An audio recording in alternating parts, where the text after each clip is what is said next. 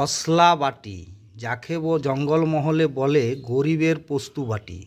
এই যে শিলের উপরে দেখতে পাচ্ছেন ছাল ছাড়ানো সাদা সাদা খসলাগুলোর দানা, তার সাথে যোগ করে দেওয়া হচ্ছে লঙ্কা, তার সাথে যোগ করে দেওয়া হচ্ছে পেঁয়াজ, রসুন।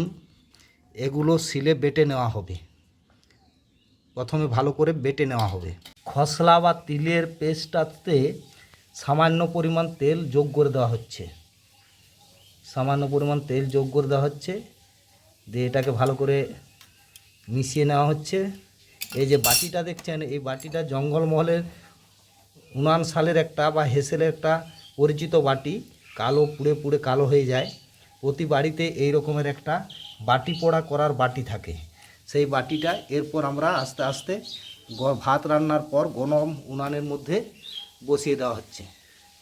এই দেখতে পাচ্ছেন গরম উনানের মধ্যে আস্তে আস্তে বস করে দেওয়া হচ্ছে।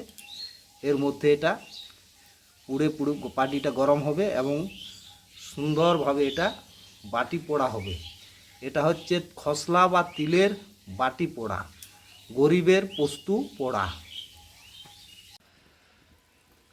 লাল লাল খরা খরা হয়ে গেছে খসলা বাটি, অর্থাৎ জঙ্গলমহলের মানুষ বলে দেশি পোস্তু বাটি।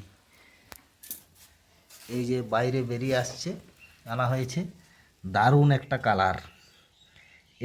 এটি হলো খসলা বাটি।